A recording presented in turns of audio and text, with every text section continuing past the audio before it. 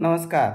पार्थ मराठा वधूवर सूचक केंद्राचे संचालक मी रावसाहेब सोनवणे गेल्या 10 वर्षापासून वधूवर सूचक केंद्र चालत आहे आणि हे चालत असताना आतापर्यंत आपल्या कार्यातून जवळजवळ 4000 मुलामुलींची लग्न जमलेली आहे.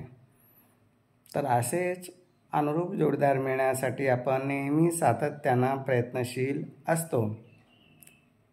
प्रत्येक रविवारी छोटा किंवा मोठा असा मेळावा घेऊन आपण अनुरूप जोडीदार देण्याचा प्रयत्न करतो. काल पण एक छोटासा ऑफिसमध्ये वधूवर परिचय मेळावा होता. चांगला प्रतिसाद मिळाला. बरेच पालक आले, मुलं आले, काही मुली पण आल्या. त्यांनी त्यांचा परिचय दिला. पण काय होतं, सर्वांचंच मी यूट्यूबवर टाकू शकत नाही. काही मर्यादा येतात आणि टाकलेले व्हिडिओ शक्यतो डिलीट करता येत नाही. यूट्यूब चॅनलचे काही नियम असतात. डिलीट केल्यानंतर काय तोटा काय नाही ते जे यूट्यूब चॅनलवर जे यूट्यूबर आहे त्यांना माहीत आहेच. मला तर काही त्यातलं एवढा अजून अनुभव नाही, पण शक्यतो डिलीट करता येत नाही. म्हणून मी आता जेव्हा ते काही नियम वाचले, म्हणून ज्यांना यूट्यूब चॅनलवर आपली माहिती द्यायची आहे त्यांनी द्यावी. त्यांचीच माहिती मी विचारपूस करून टाकणार आहे. इतरांची माहिती मागं टाकली असेल, झाली असेल ती माहीत नाही. पण इथून पुढं टाकताना ज्या व्यक्तीने आमची माहिती यूट्यूब चॅनलवर द्या तरच त्यांची माहिती यूट्यूब चॅनलवर दिली जाईल आणि ती डिलीट केली जाणार नाही. याची प्रत्येकाने काळजीपूर्वक विचार करूनच सांगावे. काय होतं, माहिती सांगतात आणि नंतर ती डिलीट करायला लावतात. ते समोरच्यालाही वाटतं की फ्रॉड आहे का काय, का म्हणून डिलीट केली. तसं काही नाही. काही लाजतात, काही ना सामाजिकदृष्ट्या भीती वाटते. यूट्यूबवर गेलं म्हणजे कोणी पाहत नाही आणि कोणी काही करत नाही. ग्रुपला आले तरी लोक पाहणार, स्टेटसला गेले तरी लोक पाहणार, वेबसाईटवर गेले तरी लोक पाहणार आणि यूट्यूबला गेले तेही पाहणार. पाहण्यासाठीच तुम्ही आहे.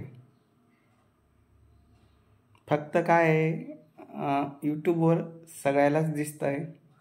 याला ठराविक मर्यादित काही लोकांपर्यंत ही माहिती जाते. तर हा ज्याची त्याचा प्रश्न आहे. मी कोणाला विरोध करू शकत नाही. तुम्हाला कुठं माहिती द्यायची, काय द्यायची.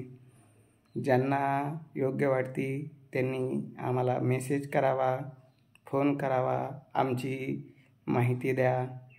ज्यांना वाटतं आमचा फोटो द्यायचा त्यांनी फोटो द्यायचं सांगा. ज्यांना वाटतं आमची फक्त ओरल माहिती द्यायची, फोटो आणि बाकी गावाचं नाव असं असतं ना, माहिती तर द्यावं वाटते पण आमचं नाव कोणाला कळलं नाही पाहिजे. आणि आमच्या योग्यतेप्रमाणे यूट्यूबवरून जर येत असेल तर सोनवणे साहेब तुम्ही आमची माहिती द्या, असे बरेच पालक आहे. तर त्यांचा बी नियमाप्रमाणे त्यांची माहिती आम्ही देतो आणि सर्व त्यांचे अपेक्षेप्रमाणे स्थळ देण्याचा प्रयत्न करतो. माझा जो उद्देश आहे, सर्वांना त्याच्या योग्यतेप्रमाणे स्थळ मिळावं आणि आपल्या कार्याचं नाव खूप मोठं व्हावं. जे आहे मी अजून समाधानी नाही. 10,000 सबस्क्रायबर जवळजवळ आता होत आले. आता अपेक्षा आहे 1,00,000 सबस्क्रायबर झाले पाहिजे. तर 1,00,000 सबस्क्रायबर होण्यासाठी तुमचा सर्वांचा सहभाग पाहिजे. त्यासाठी प्रत्येकाने जर आज 10,000 सबस्क्रायबरमध्ये प्रत्येकाने 10,000 सबस्क्रायबर आपले मित्रमंडळीला करायला लावले, संख्या वाढवली तर आपली निश्चित आपल्याला आपलं कार्य खूप काही मोठं होईल आणि आपल्याला या कार्यातून खूप असे बायोडेटे बघायला भेटतील.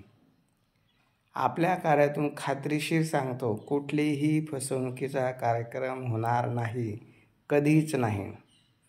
कोणी कितीही आमिष दिलं, कोणी कितीही काहीही दिलं, सोनवणे साहेब आमची ही गोष्ट झाकून ठेवा. खोटं लबाडी आपल्या कार्यात चालत नाही. जे सत्य आहे ते सत्य सांगूनच आम्ही लग्न जमवण्याचं काम करतो. शेवटी हा योगाचा भाग आहे.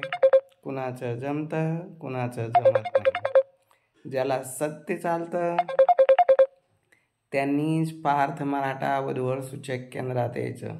असू द्या, प्रत्येकाच्या घरात छोटे मोठे प्रॉब्लेम आहे.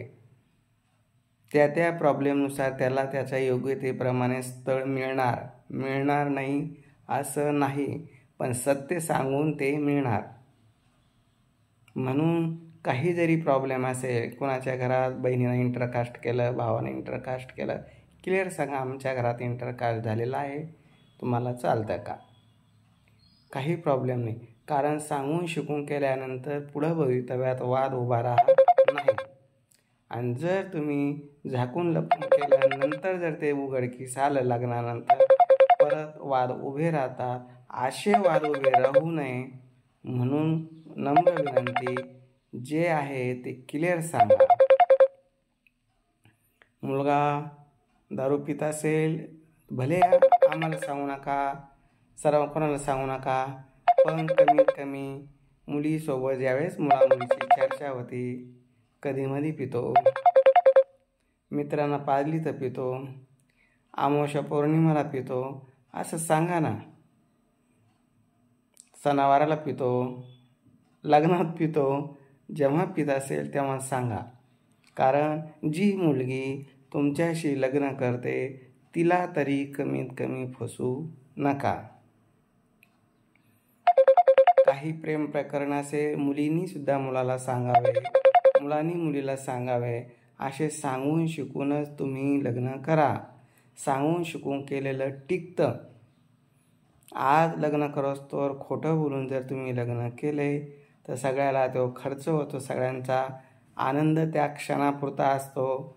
4-6 महिन्यात परत ते घटस्फोटावर येतात. घटस्फोटावर येऊ नये, उद्या भविष्यात काही प्रॉब्लेम उभा राहू नये म्हणून सांगतो, जे काही आहे ते खरे सांगून करा. खरं हे लाईफटाईम टिकणारं असतं आणि खोटं हे क्षणिक आनंद देणारं असतं. मग आता तुम्हाला क्षणिक आनंद पाहिजे असेल तर खोटं बोला, लाईफटाईम जर आनंद पाहिजे असेल तर खरं बोला. पण माझ्या कार्यात लाईफटाईम आनंद मी देण्याचा प्रयत्न करतो. आता तुम्हाला कोणता आनंद घ्यायचा तुम्ही ठरवायचं.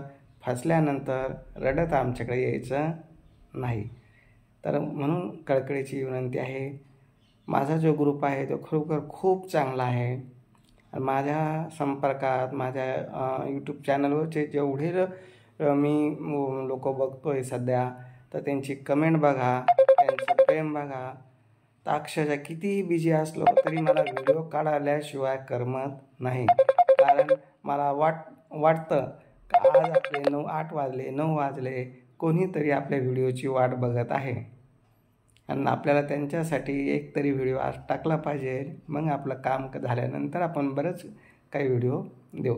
तर अशा पद्धतीनं सर्वांना विनंती आहे, जे आहे ते खरे बोलून आपण काम करू आणि आज चांगल्या प्रकारे लग्न जमवण्याचा प्रयत्न करू. अधिक माहितीसाठी 9403 41 40 87 या नंबरवर संपर्क करा. आमचे office Shangrila complex, Samarthnagar, Kartik hotel शेजारी, छत्रपती संभाजीनगरला. मग आता हे जे मी सविस्तर माहिती दिली यात तुम्ही मला कमेंट करून सांगा, खरं बोलून लग्न केलेलं चांगलं की खोटं बोलून फसवणूक केलेली चांगली? क्षणिक आनंद मिळेल फसवणुकीचा आणि लाईफटाईम आनंद मिळेल खरं बोलून जी सत्यता आहे ती सांगून केली. घरात इंटरकास्ट असेल, जे काही असेल, मुलगा दारू पित असेल, अजून काही व्यसन असेल, मुलगा असो की मुलगी असो, तर त्यांनी खरं बोलून जर केलं तर लाईफटाईम टिकेल असं मला वाटतं. बाकी तुम्हाला सर्वांना काय वाटतं सर्वांनी कमेंट करून सांगा. तुमच्या कमेंटनुसार मला अजून काही चालना मिळते की माझं काय चुकलं, मला काय दुरुस्ती करायला पाहिजे आणि कोणता व्हिडिओ टाकायला पाहिजे, परत दुसऱ्या याच्यामध्ये कोणता विषय घ्यायला पाहिजे. तर अवश्य कमेंट करून सांगा. मीही सुधारण्याचा प्रयत्न करतो.